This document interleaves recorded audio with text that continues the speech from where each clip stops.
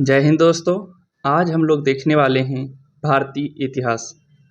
भारतीय इतिहास में हम लोग आज देखेंगे प्राचीन भारत का इतिहास। क्या देखेंगे दोस्तों?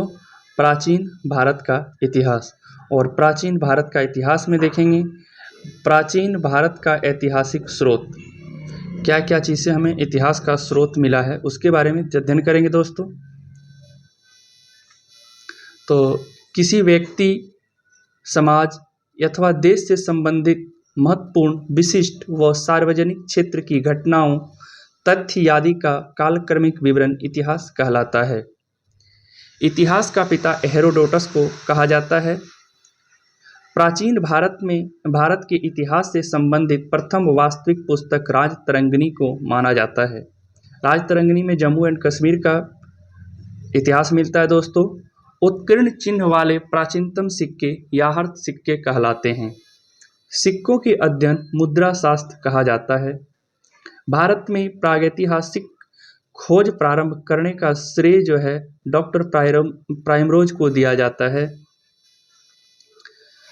भारतीय प्रागैतिहासिक अध्ययन से संबंधित प्री हिस्टोरिक इंडिया किसकी कृति है? आंसर होगा स्टुअर्ट पिगट को। चीनी यात्रियों ने अपनी यात्रा वृत्तांतों में भारत के लिए किस शब्द का प्रयोग किया है? आंसर होगा इंतु। उत्कीर्ण लेखों के अध्ययन को क्या कहा जाता है?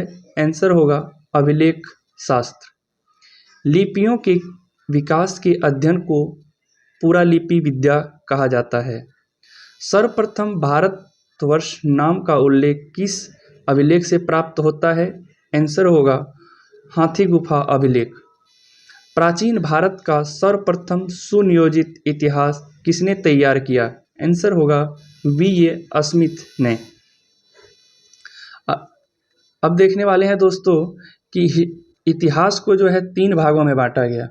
कौन कौन सा है? प्रागैतिहासिक काल, आद्यैतिहासिक काल और ऐतिहासिक काल। कौन कौन सा है दोस्तों? प्रागैतिहासिक काल, आद्यैतिहासिक काल, ऐतिहासिक काल।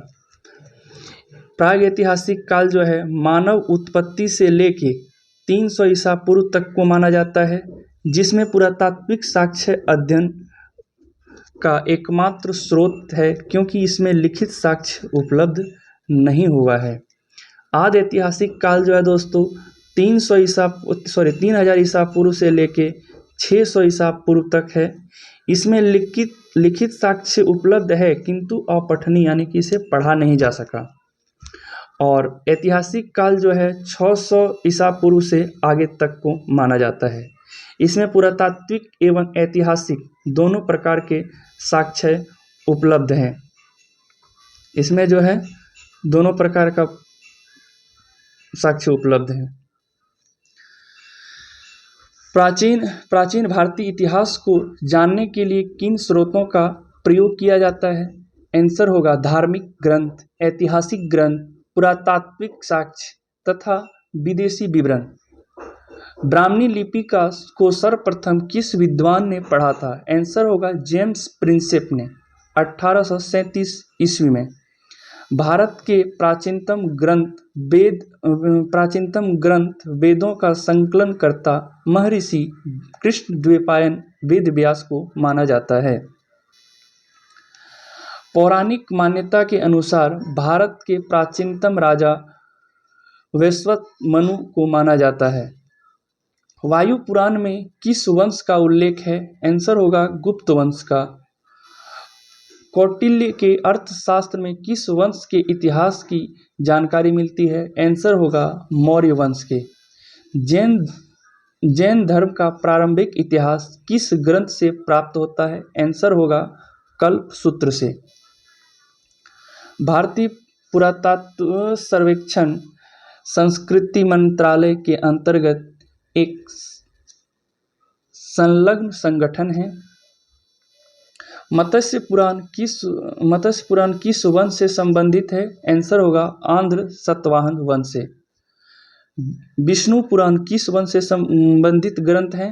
आंसर होगा मौर्य वंश से। खरोष्ठी लिपि किस प्रकार लिखी जाती है? आंसर होगा दाएं से बाएं, यानी कि उल्टा।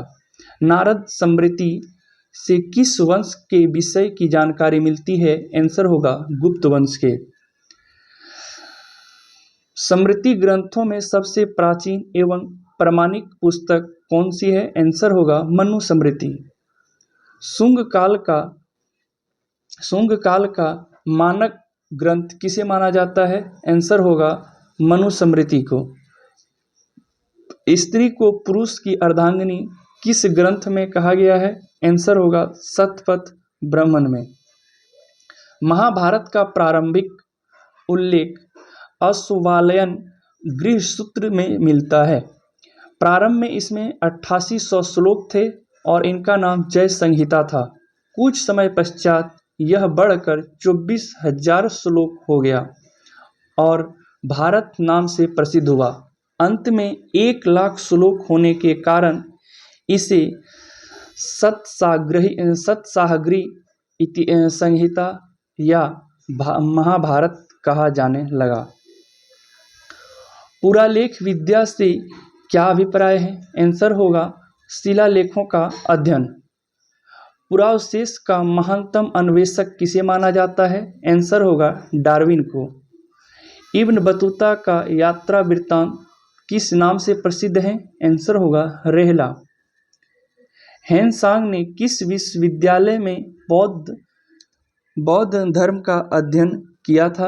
आंसर होगा नालंदा विश्वविद्यालय।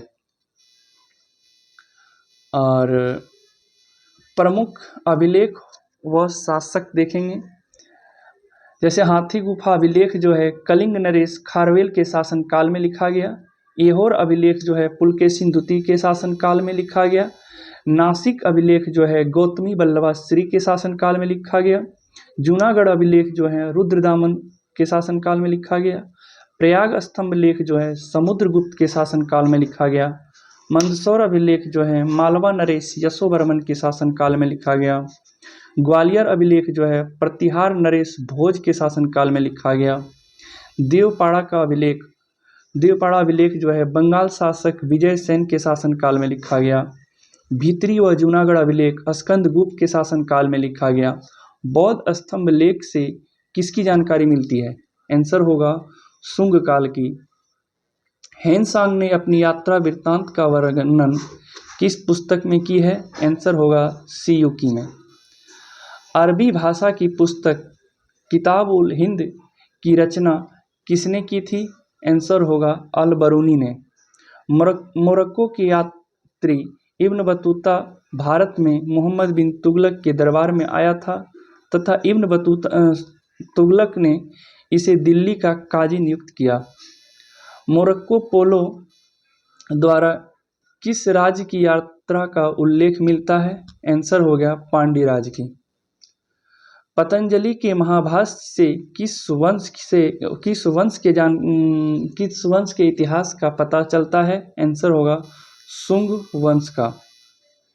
अब कुछ चीनी यात्री का वर्णन हम लोग देखते हैं, जिसमें सबसे पहला फाहियान है जो 399 ईस्वी में आया और 414 ईस्वी तक भारत में रहा।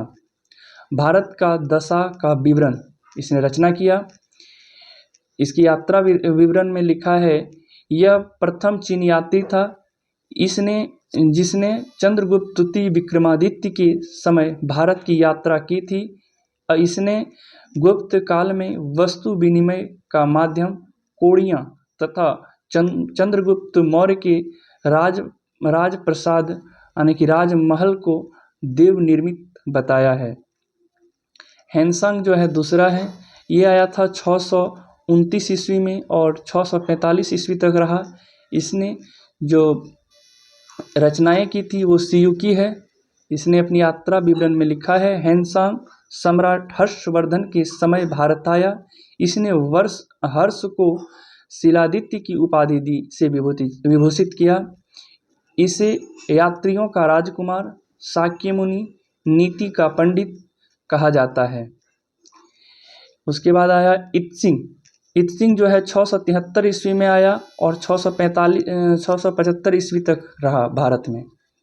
इसने प्रसिद्ध बौद्ध भिक्षुओं की आत्मकथाएं लिखी। जिसमें चीनी बौद्ध यात्री को जो नालंदा विश्वविद्यालय के में अध्ययनरत रहा। सती प्रथा का प्रथम लिखित साक्ष्य 510 ईस्वी में भानुगुप्त के एरन अभिलेख से प्राप्त होता है। आज के लिए इतना ही दोस्तों, फिर मिलते हैं नेक्स्ट वीडियो में।